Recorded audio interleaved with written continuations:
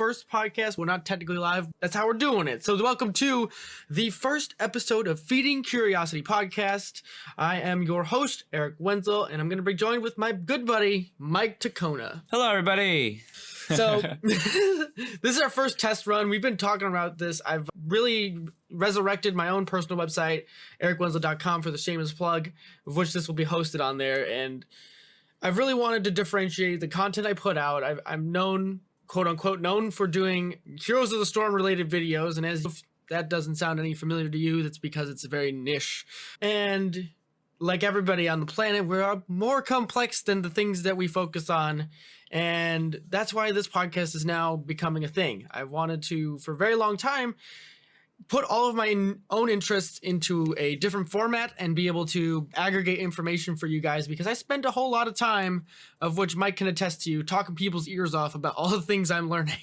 Too many times. It's 17 years of talking. Oh, yeah. That's what this podcast is going to try and turn into. And so what we're going to do is just talk about all sorts of different topics, either what's going on in the week, what we're reading, what we're listening to, what we're doing in school or work, or just about anything and everything. And then as this community grows, we want to get you guys in on the dealio and continue to grow this as a thing, because there's so much going on in the world and the power of the internet, which...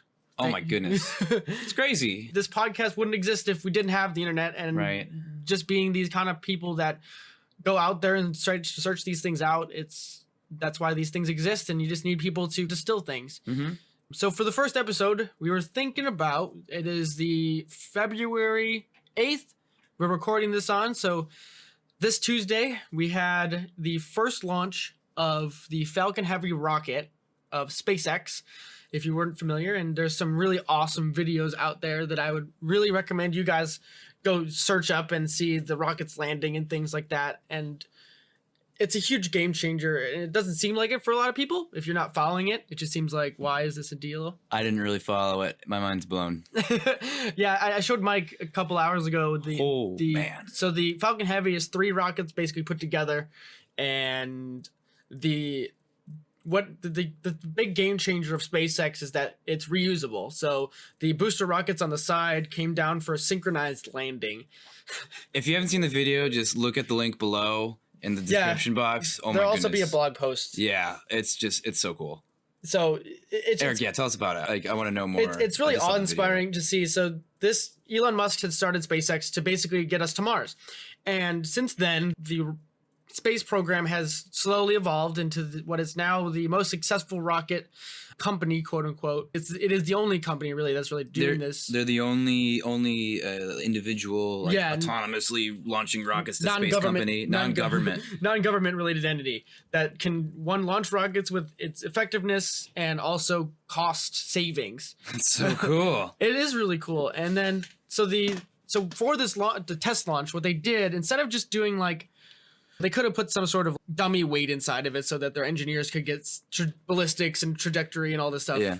But what they did is they took the original Tesla Roadster and they mounted it inside of the capsule, and then they put a humanoid dummy called the Starman. And they could have left it at that. They could have just put it in there, and they could have just let it float in space. Yeah. Because this is supposed to go to Mars. But instead, they got it into low Earth orbit, and then they put cameras on the capsule and live stream to everybody on YouTube to watch this car with the human inside of it rotating around the Earth. And I don't know about you guys, but to watch that too, live stream from the atmosphere, right? like by not from NASA, a non-government company. It's so cool to say, hey, this is someone's dream, and then he got other people to buy into it to work for him, and then they make this incredible achievement of human cooperation and ingenuity, and just it blows my mind. So that's something I want to ask you. After watching the video, obviously, you saw the thrusters come down, land in the ocean on the pads, and then you just see this roadster flying through space, and in the background is just the planet Earth just floating there, and it's just beautiful blue pristine glory with the space in the background. You're like, okay, there's a car in outer space. It just hits you this isn't Photoshop, this is real. What to you makes this so special? To me, it's 2 things. It's realizing gratitude of this is humanity at a large scale, but then it's also, we're all small. Yeah, it makes you feel so small, like you get right? this, like a car is in front of the Earth. Right, like we think our lives and our problems are this focal point, and we like to complain. Everybody likes to complain. I love to complain. You probably thinking about it right now. You're like, yeah. What? There's going to be 9 inches of snow outside in the morning. Yeah, we're everybody's in Chicago area. So. Everybody. That's just nature. It puts everything in perspective to see like what we're doing and accomplishing in our day lives. Like I said, I've been spending a whole bunch of time working on video game content. I don't think that's a effective use of my skills in any shape or form, and I think I can give more value by talking about things like this. Well, when you read 4 books in 2 weeks, Eric, you have to tell someone what the heck you read. So this is a very good outlet for that. And people who want to read books but don't really have the time can just listen to your 2-hour podcast and hear what your summary and what you have to say about either what you read or what you did, because that's what you like to do. Right. Games are what you like to do, but like. But what? How much reach? Come on, you've been reading way longer than me. You've been playing video games, right? Easily.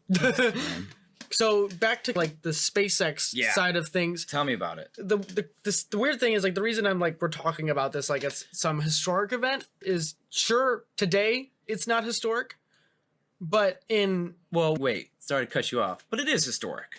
Yeah, meaning, but it's not like it's historic small scale. Like not like every single person in the world. This chair is squeaky. I apologize. Not like every single person in the world was tuned in watching NASA's first flight to the moon. It was just happened, and then you're like, oh, did you hear about the Tesla thing the other day? Like it wasn't like as televised or as broadcasted. Granted, it had millions of viewers. Can you believe it though? Like it was streamed. It was streamed. It was streamed, and you would expect something like that. Like I'm a busy person. I'm in school, and I'm doing a lot of reading and studying. That I didn't even see it because I don't follow social media anymore. Like I just cut out of my life. And then all of a sudden, Eric said, oh, did you see the SpaceX thing? I'm like, oh, no, what did Elon do this time? He's just doing whatever. Like, how did I not hear about that? How was nobody else talking about it in school? Yeah, it seems weird. How was nobody talking about it at work? How come, like, I didn't walk in to, let's say, the hospital the other day and someone's like, whoa, did you see Tesla the other day? No, it was just like, man, it's cold outside. Oh, boy, it took me an extra 15 minutes to get to work today. Not like Tesla just made history or anything. Yeah, more history on that side. It's not Tesla either. It's SpaceX. I'm sorry. That's my ignorance. It's okay to get it mixed up. Tesla's such a cool name. It is. God.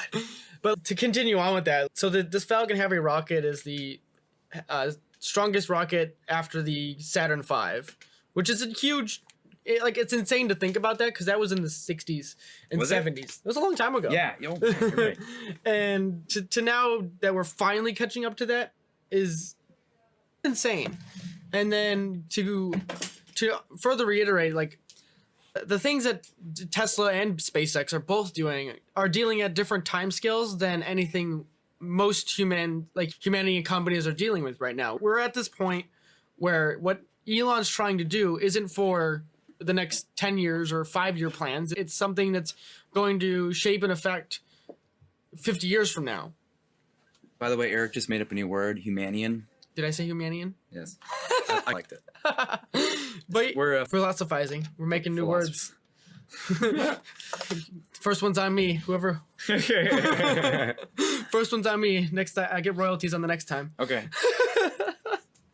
But like continuing down that, I can see a world in which the history books are going to remember today as being a building block for the future, and it's scary to think about that. And then the next step is that. Sorry, why is it scary? What's scary? Because it just history is moving so at such an accelerated technological advancement. It can move at this exponential speed. Right. Like synchronicity, right? In 2050. Yeah. Just think about in mine and Mike's lifetime. We're both 24 and 25 years old. Yeah. And when we were born, the internet was barely a thing, and now the internet is synonymous with everything we freaking do. Yeah. And it's just getting even more. It's going to be on the internet. It's crazy. Yeah, it's going to be, and it's getting even more intertwined. The thing in our pockets has so much computing power that it's better than any of the space capsules that went to the moon. I bought mine on eBay for $160. It's amazing. iPhone 6. Right. The space capsule costed millions of dollars. And by inflation, it's probably billions of dollars. Yeah. Imagine how much our phones would cost today. Back then. Or back then. Like my phone today would cost. One person would have it. One person. Not even one person. One government would have it. He'd be like sitting in his little cave in his like multi-billion-dollar mansion, like petting this thing like, I have the powers of the universe in my hand. I'm conjuring up a spell to cast upon you mortals. Just like what? It's insane. Right. It's just insane to think about the power in our pockets, literally. Yeah. To not be like cliche and like silly with it, but it's true though. Sometimes you gotta make silly analogies to make it strike home for people, because you don't realize how much we have available to us now. Is that power in your pocket, or are you just happy to see me? Can't tell. Oh God. Terrible puns.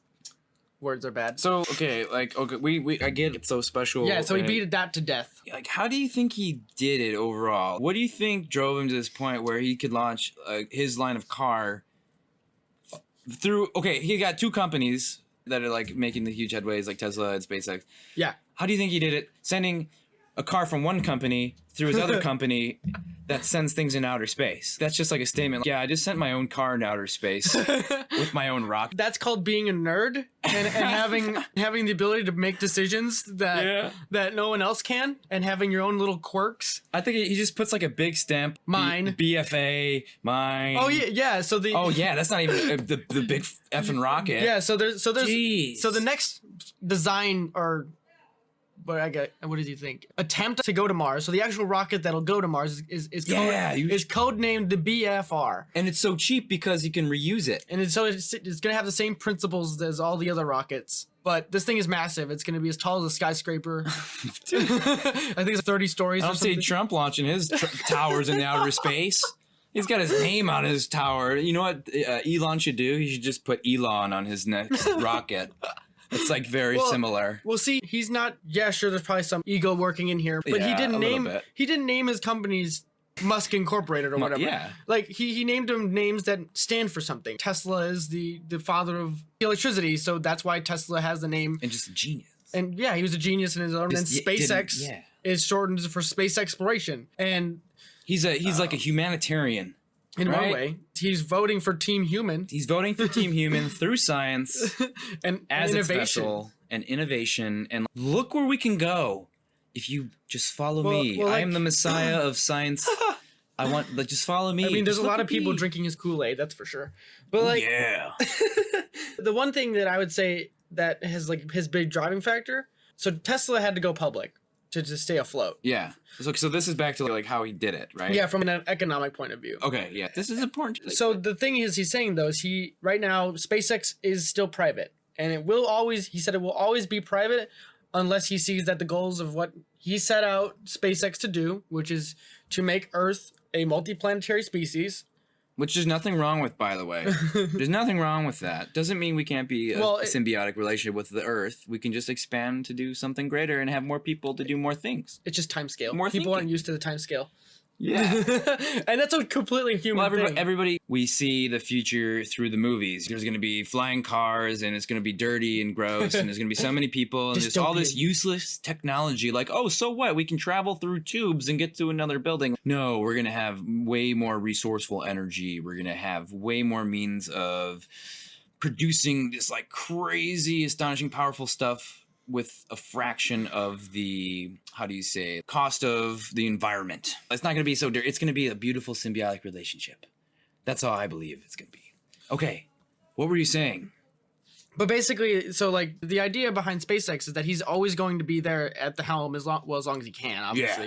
Yeah. But to make sure that the mission that the company was founded on will always be there. And then at that point, then it's okay to stray, quote unquote stray. We're dealing at things that most people can't even fathom in their own life because we're worried about what we're going to eat in the next 2 hours. I'm hungry. Don't remind me. He started PayPal and then he sold it and then he made this company that was really awesome. And he hired people. So the ideas that happened, it was like, I think he sold PayPal for $100 million, roughly. Don't quote me on the numbers. Wait, only $100 million? Right. That's pretty incredible. It's pretty incredible for a 20-something-year-old to be balling out of his mind. Out of that. Imagine if he sold it now. Holy cow. So he sold PayPal, right? And this is coming from somebody who... It was something else too, right? It was called something different? At first it was X.com. X.com. And then there was like neighbors, and then there was other people that would work on similar things, and they merged and became... X.com, it's so weird. I know, it sounds like a porn website. It sounds like a porn website. X.com. Yeah. That was my porn music. Just going back a little bit further, many people may not know this. Obviously, you can Google it, but Elon was born in South Africa, as a relatively well-off person in South Africa, but was always a nerd. He taught himself how to code by the age of 15 or something like that. 15? Yeah, he got his first computer and programmed the whole thing. Nice. Yeah, like he's basically a genius on his own. But then at the age of 18, he left for Canada. His mom was a Canadian citizen. Hey. She had a dual citizenship for South Africa and Canada. Oh. And then Elon went to college, and he had to work his way into the United States through college, basically. Yeah. And then that's when he basically got his bachelor's. I think he's a bachelor's in computer science. I believe. I feel like I'm getting that wrong. Don't quote you. That was very anecdotal. I'm going off memory here, and it's been a little while since I've brushed up on my facts. But then he like worked with his brother went with him, and they were like living out of a van for a while, and they started working on companies and just doing odd jobs, getting through college. And at first he was going to go and get a master's degree in, I think it was capacitor technology for energy density for basically storage systems. Yeah, so he's always had a knack for like electronics, kind of ironic technology. But it was around this time that he got ideas of what he could do for the world. So while he was still like trying to create himself in the world, he was still one step ahead of himself. Whereas where could humanity be? And I want to do something to like lean in that direction. Because he actually had ideas of becoming a video game programmer. Ironic. Like everybody, every kid, right? Programmer likes technology. Like, I'm gonna make a video game. Probably made like multiple video games, just played himself. I think he did actually. Probably. I wouldn't doubt it. And then code. Yeah. And then he stumbled into online finance in the form of X.com initially, then turned into PayPal. Yeah. And that became a thing that everyone laughed at it. Everyone was like, no one's going to use your online system. And I feel like it's synonymous now with online banking. Is that Bitcoin? Is PayPal the Bitcoin? No. It's completely different. It's a little bit different, but it's online banking for the most part. It's just merging your accounts via an online transaction service, which is it's very because you needed some sort of security. Right, yeah. And so they did that, and then they sold it, and then with Elon's share of what was sold, which has now become the PayPal consortium, I believe. Okay. Which has spawned a whole bunch of other founders in a whole bunch of other areas of the Silicon Valley area. So it's just a whole weird network. So wait, like was Silicon Valley like a product of Elon's success? Somewhat.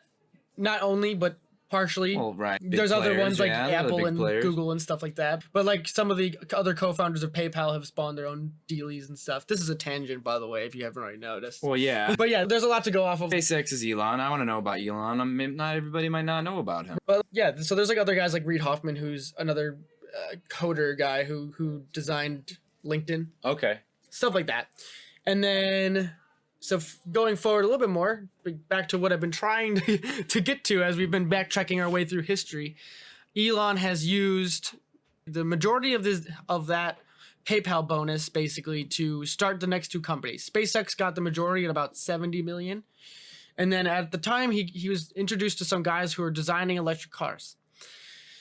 And the first people that were designing these hyper efficient batteries that could run an electric vehicle on weren't interested.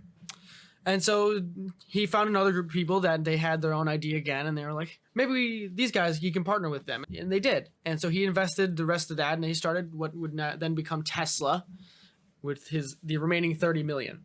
So at this point in time, this guy has now two companies. That's so cool. It's two companies that he has now invested every dollar he's worth. Really quick, too. What's so intriguing about all this, and I praise you for just knowing his biography so much, because I don't. Like, we all know X.com and all that stuff. Vaguely. But what's nice about your explanation to me is that we get to have a third person perspective of just a kid who just was like, man, this is really cool. Right. Like, how can I make this cooler? And the next thing, like, he dabbles in some finances, and he's, holy cow, I have so much money to do all this awesome stuff that I've been wanting to do since my little nerdy days as a kid.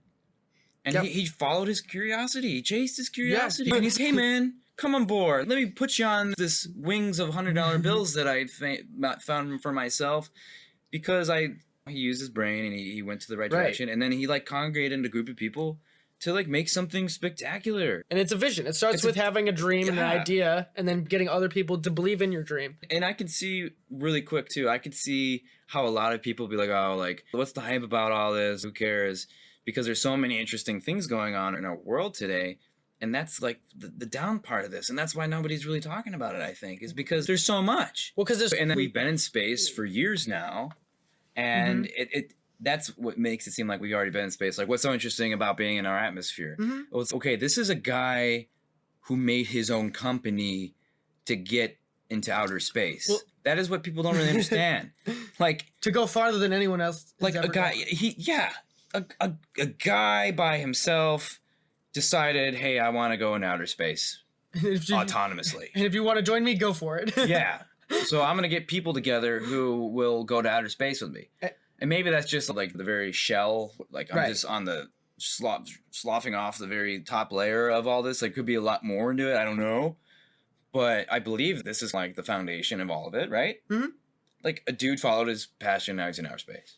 That's what's so cool. Yeah, and then like building on top of that, like being able to say all these things is great, right? Yeah. You can say and hope and pray and cross your fingers and throw as much money at a problem as you want. That doesn't mean it's going to be real, right? No. But here's the thing: even though he's maybe like there were setbacks in the beginning and stuff, like the first two rockets failed, and stuff. He could have gave up. There easily could have been. I bet you there's probably so many people who backed out when the rockets failed. And two, initially the thing was he did it all on his own money. Yeah. To do the initial test flights, and to continue with it to get the successful launch is what sealed the deal. But prior to all of it, this guy, he had no rocket experience, period. And anybody else, you know what he did? He read books. Not even joking. He read books on like the principles of rocketry. And this is a shout out to Tim Urban's blog, Wait But Why, who did a super basically interview of all what Elon has done and his like mindset and like what his companies are doing and just going through all like the basics of everything. You're putting a link of that. And it'll be in my blog post as well. Okay, cool. Because that's really interesting stuff. Oh, it's super interesting. That guy does a lot of good stuff. It's very long. It's going, but it's very long. It's not overly technical, which is amazing that he can even continue to write in such a way. Yeah. But he's able to interview Elon and see all of his production facilities in his own and can give his view of it. Cool. So you get an unbiased view, like a first-hand view. It's not Elon feeding him what to say. It's everything that Tim believes of what these companies represent. Nice. So it gives you this really cool look at what Elon's companies do, because he interviewed his own workers and stuff like that. Okay. And you get to understand design processes, you get to understand the mindset of the people that work for that, and then you also get the mindset of what the companies do as an overarching foundational goal. You know That's really cool, because you just see these things, oh, it's just a big company. Like, well, like you get the tabloid experience, right? You get like the flashy headline. Yeah. Here's what Elon does X, or SpaceX does X, or Tesla does X, like unveils a new car. You might want to use Y, because X can get confusing. But like when you see these things in the headline, oh, another thing happened, right? Because you see these names all the time and they're buzzy and whatever. And part of the reason why we're even doing this probably is because it's relevant, right? But for the most part, it's relevant. There's a lot of things relevant, but this is history. Not many people see it. It's interesting stuff. It's very interesting. I think it's necessary to talk about it because I think at the end of the day, though, to see all of these things in this very public view, it is inspiring, and to not see it as inspiring is almost a shame, because it starts with an idea that happens in your brain in any way. So whatever you're thinking about right now, that is your inspiration, and you're just like, man, I wish I always would have done that. Yeah, that's a nice boulder. That's a nice boulder. But whatever that thing is, sorry, that's what I'm thinking about. It's just like Shrek. You can make whatever your dream is. As Mike totally just had a boulder so stupid. It's okay, Mike. It happens. We all have tangents in our head. Mine. So I don't know. It just seems crazy to think that whatever your dream is that you don't think you could have, it's there. Yeah. And it just takes that one little step, that push to the edge to go there. The secret. You just have to think about it. Oh, God. Don't get me started with the secret. Incessantly. No. Okay, quantum physics, right? It's only there if it's observed, correct? It's only there if it's observed. So if you're sitting down, you're meditating, or you're thinking, you're in very deep thought, a very deep trance of where you're going to be, your goals, your pursuits, that random cluster, you can imagine your dreams like an electron floating in a cloud. Once you think about it, you're technically observing it. But not, you can't just, who's to say? But you can't just, who's to say? You Eric? can't just tell me that you can just imagine something and it'll be real. That's not what I'm saying. You actually have to do something to make it real. But the more you think about it, the more you do things that will lead to that point unconsciously. You're not going to be, No, Joe Rogan has been ranting about this for the last 2 weeks. About how Oprah had said the stupid secret thing and how I was just saying the secret because I just knew you knew that. But that's what I totally thought you were. So you're going to get to point B. The secret is stupid. So, okay, you're at point A. You're thinking about C. I'm just saying, to point B. I'm just not saying you can't just sit there and say, one day my life is going to be better. No, there's a difference. Eric, there is a difference. No, you don't.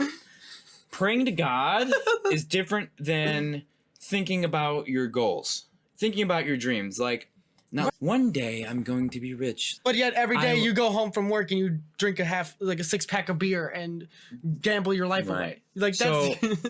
So there's a multitude of different factors that get to making your own space company. You must do to have. Of course. I mean, what are you going to do? Okay, I'm really hungry and I have an arrow and I have a bow and arrow. There's an antelope that's running across the field. That's a really nice bow and arrow. I'm just going to dream about that bow and arrow. Wow, I've always wanted a bow and arrow. So one day I could shoot an antelope. Man, I'm really hungry and that bow and arrow could give me so much meat. Oh, the antelope's gone.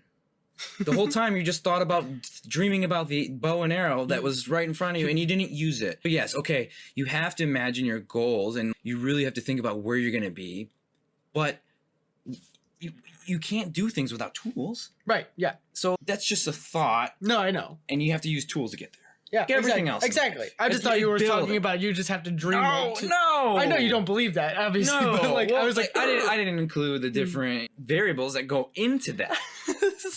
It all starts with your dedication to pursuing the drive. You have to have drive. I don't want to say passion because passion gets overused. Passion is overused. People don't understand. People don't understand what a passion is. So passion is something that like you can be a ditch digger, right? The first year of ditch digging, you're like, man, I hate digging so much. I hate it. Yeah. And then you ditch dig for 2 years. You're like, I'm actually pretty good at this. You're ditch digging for 3 years.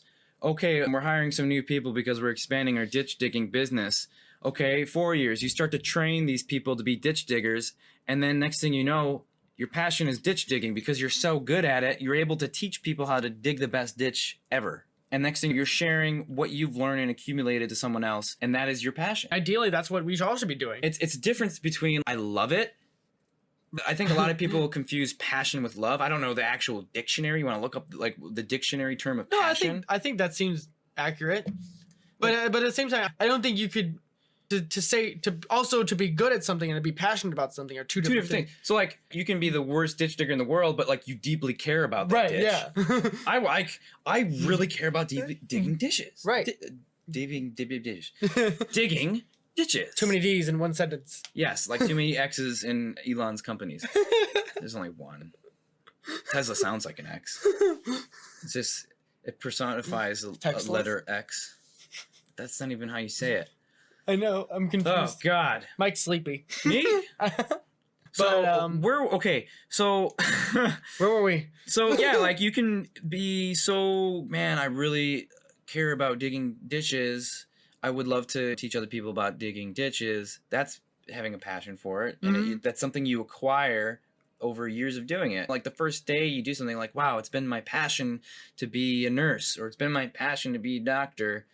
You're finally a doctor and then it's not something you wanted to do. Well, then it therefore doesn't become your passion. So the whole time it wasn't a passion at all. It was an idea. It was a thought. A passion is something that is like tempered steel. You have to work it for it to be something worth appreciating. Yeah. That's a good way. That's a really good analogy, actually. You know, like tempered steel. Trademark that. Put on a t-shirt. Tempered steel. Passion is like tempered steel. Yeah. Okay, I'm gonna write that down. Passion. You're gonna see new shirts on the website. It's like tempered steel. I can't believe you're writing it down. Quotes Dash Mike. Yeah, it's a really good point. And I don't know, where do we want to go with it from there? Well, Just okay, like, so back to the whole SpaceX thing. Like, he had a dream, and he fantasized about this dream, about technology, about where we're going to be heading as a human race, and like how he wanted to get to outer space and be so cool. And I don't know what he wanted to do, but that's just how I see it. And then he followed that dream through certain paths until he finally got there. he's not there yet either. Got there in the point of now he's acquired. He's got it's a funded company, and it's continually generating. And he's X amount of headlines, and it's starting to become more relevant. He's got one of the best car companies in the world, generating hype. Yeah, if nothing else. Like, we're gonna be at Mars soon, man. It's crazy. We're gonna be Mars. What else? Should we bring it back down to like more of a personal level here, or just what we want to do with this? So wait, let's go back to the dream thing real quick. So like, what do you think is blocking most people from progressing? What do you think is blocking most people from, like, what's the roadblock that's in the way of all these really smart people I know who graduate from college and they have great families and they're really nice and they don't do much with Honestly, what it winds up being is the how. Okay. People, they overemphasize how they want to do something instead of why they want to do something. Okay. So this is like a common trend within people who are unintentional mentors. Oh, wait, so I get it. So, okay, I'm going to be a graphic designer. How am I going to get there? I'm going to go to school. Okay, then I'm going to go to this school. Okay, I really like that art design school. And then the company, and then I'm going to work this way, and then I'll get there. Is that what you're saying? That's too much how. It's too much how. Like, it's too much. They're trying to direct themselves rather than just letting it happen and like focusing on their skill. They're focusing on like getting to a point. So what does it mean to be a graphic designer, or why do you want to be a graphic designer? What is your purpose for using graphic designing as an example? Okay, so give me a personal example. For me, it's like, why did I start a YouTube channel? Because I really enjoyed, like, I was passionate about the game, and I thought I could add something to it to drive more people to enjoy the game and kind of make it accessible. And so that was what the goal was from the day one. And so when you thought about that goal, you're like, okay, I want to share this video game on YouTube. Right. It was never really like, how am I going to share a video game on YouTube? It was more like, I want to share. I just figured out. Like, why do I want to share this video on YouTube? Like, because I want other people to appreciate this game. And then you're like, okay, I'm going to download a streaming thing, and I'll buy a microphone and a video camera, and then I'm just going to build my own computer and just set it up. You just Google everything and just put it together, and then somehow it just works. That's not, because I could see how there's blurred lines with seeing that was like, how am I going to put this on the internet? But I didn't think about how until I was already doing the how. Yeah. Does that make sense? Yeah, no, it does. Because you were so like into like playing the game and getting content that the how just fell into place. Right, exactly. And you weren't following footsteps. You were creating your own path. I didn't look up like, how is this person doing it? Yeah. Okay. Like, okay, got it. How is the lead streamer getting views? I looked at maybe how they set up their video, maybe to get ideas of like how do I want to record it? But that's as deep as the how went. The how, like, how do I want to record it? Kind of. It's a different how. Right, yeah. English is weird, but it was a different how. Same, but different how. Yeah. How now, brown cow. Exactly. The other part of that, too, is that to do a YouTube channel or to even do this podcast, you have to learn so many things that are unrelated but tangentially and almost, if not more important than the end product, of learning these peripheral softwares. Like, I've taught myself Photoshop, I've taught myself Adobe Premiere, I've taught myself thumbnail design and all these marketing quote unquote like aspects that I had no interest ever even contemplating. I'm really happy you did that, because all I had to learn how to do was write down bullet points on a piece of paper and ask questions. I've designed things that I would never like in growing up. Yeah. I had never expected myself to be a quote-unquote creative type. But the idea of creative is so misrepresented. You're so right. A lot of people who are very creative don't think they're creative at all.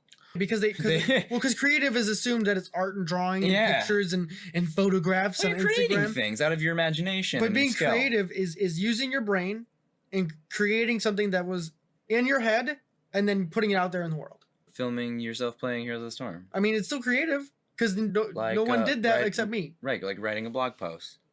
My words? having a conversation. Having this conversation right now is technically creative because Yeah. it was something that was not there before, and it was an idea we have, and now that it is being recorded, it is a creative avenue.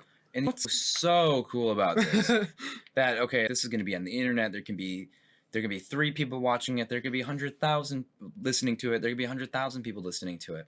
Had I not come over and we just spontaneously decided to be like, hey man, we had a pretty good conversation earlier. Let's talk about it while we're recording it. I would have been at home reading a book. You know, like I wouldn't have been creating anything other than furthering my knowledge and imagination. But the beauty of humanity isn't that we absorb, like you ourselves absorbs the information. It's about being able to absorb the information and give back to share those. It. Yes. It's the superpower of humanity. Yeah. So like accumulation of knowledge as a species. And there's nothing flashy and show-offy or egotistical about wanting to share something you're good at. No, because it drives creativity forward. Right. And I'm not saying we're good at this, but I'm saying like it pushes the envelope forward. Something that like, yeah, you crave about. Like you crave doing, you just like to do. We have these conversations all the time, so we're like, let's record them and someone could be inspired by it, and that's all I hope. If someone comes away from this and they're a little bit like, man, maybe I can fucking do that thing I've always wanted to do, then it's a freaking win. If one person walks away from it and they care enough to try something they never thought they could do, then it's worth it. It's worthwhile. I don't care that I don't even make a goddamn dollar from this, because it's not. Because the point of these things is never to be rich, because it doesn't matter. But the point is to be able to push something forward that people can be like, man, why can't I try? Like we are reliving Socrates' hopes and dreams. We're spreading oral conversation and language through the portal of the universe rather than just writing it down and having other people. That too, and there's more emotion behind it. You can extract something behind it. Like, I clearly care about talking about things. Yeah. Even if I have no idea, because look at, we started talking about someone I'm really vaguely familiar with. Next thing we're talking about what drives us. And that's what humanity is about. I haven't even talked about what drives me yet. I'm saving that. We'd be here for 3 hours. That'll be like a special episode 50 or something. Or it'll be slowly tangentially teased loose. It's going to be teased loose, yeah. But going back, it's just being able to, some people even call us, like, they remove the Homo sapien and they call us the curious ape. Because that's what we all are. We're all curious about something. Yeah. And being able to tap into that at every stage of your life, no matter how old you are, is something that we can all use to reinvigorate ourselves. And you know what? Like forever. Yeah. And in this new one, what is that? I want to go. So one of the podcasts that I listened to that really reshaped my thinking the last year and a half or so it's called Mixed Mental Arts. And one of the big things that they talked about is called, you got to learn, unlearn, and relearn. Put that in a link too. So being able to learn, unlearn, and relearn is going to be a skill going forward for the rest of humanity. Because with everything going so quickly and changing and adapting and technology just gets better and better, the beliefs and assumptions that we all carry with us on a daily basis are going to have to be constantly dismantled, and they're going to have to be constantly rebuilt, because we're not static anymore. We always say our parents that's the way they are. Can't teach a dog an old dog new tricks. That joke can't exist anymore. No. Not anymore. And to have old viewpoints of the world and how cultural conceptions and culture is a huge thing for me right now. And I'm not going to tangent into it because it'll take this podcast into a whole nother window. But there's a lot of facets of humanity that are worth diving into and digging up, because we're in this strange world now. And people are saying one person doesn't matter, but one person can matter. And if you look back through the whole history books and the people that are remembered, they made a big difference. And nowadays, having the power of the internet amplifies the voices of them many times more than before. And if we're all voting with our voices like we are today, and as many people hear it over and over again, it's going to start resonating with somebody. It doesn't matter. Yeah. You know what? If you make $1 at the end of the day, good for you. I don't care. It's not about that. It's not about the dollar. It's not about the idea. It's about sharing your idea. Yeah. What good is having an idea if you either can't make it legible, you can't make someone understand it, and you have no means to share it, and you want to keep it for yourself? There's no point to that. Because then why even have an idea? If you have your idea and you keep your idea for yourself for the rest of your life, then your idea dies with you. And your idea it never was an idea. Then it's gone. Your idea goes poof. Imagine all the ideas that went poof. I know. Holy Nikes. Or man. even not even just ideas that weren't shared, the ideas that weren't tried. Right. Because they were always, you know what? Like this has to go a lot with mental health and behavioral health and just your own psyche. A lot of people just don't have the confidence to want to pursue it. Yeah. Or they've been subject to so much negative criticism that they just don't find anything feasible. When they can be the most influential person in history and no one will ever know because they didn't get out of their comfort zone and share their experience with the world, as in what they've learned, what they've become, what they've gathered along their journey. And that stinks. It stinks. It really does. And I think both of us can attest to say that for a while we were both stuck in our own little comfortable cell and we didn't venture out very far at all. And we both had our own separate paths leading us to venture out on our own. What's fascinating about this is this conversation was stimulated by someone who had the drive to pursue something that they believed in, that they dreamt about, and was not scared to get out of their comfort zone. That is the point of this. Like, a guy, as a child, had an idea, studied, learned, did all this stuff, lived in a van, and now his car is in outer space on his rocket ship. Doesn't it sound crazy when you put it in that one sentence? It does. It does. And it's not about Elon. It's not about weird. It's about human potential. It's about, I put this in the blog post. I really love it. It's not about colors or political parties or countries or flags or cultures. It's about one thing. Chromosomes. No. Not chromosomes. It's better than that. Better than that. We're all part of one team, and that's Team Human. Yep. Or Team Humanity. And I it feels so cliche saying that because it's most of us are aligned in one way or another for one group or another. But realistically, that's what we are. Yeah. And the sooner we realize that as a group, and the sooner we realize, hey, we're all on the same team, we all just want to live, and we want the best for our families and those we care about, it'll make the world a better place. Oh. And I just think that right now, being able to see something like that on the internet, on Earth, like seeing our planet, our home, in the background of a car and a rocket, just puts everything in a really weird and awe-inspiring perspective to what the humanity and human potential really stands for. And I think right there is probably one of the best endings we could have ever had for this podcast. I'm kind of like lost for words. Right there. Yeah, man. Planet Earth. To watch the humans crawl across the plains and send cars into outer space on rockets that they've built by hand. All spawning from a dream. Off a little lily pad falls a drop of water in the pond of curiosity. It's like you're on some sort of Planet Earth documentary right now. Well, that's the point.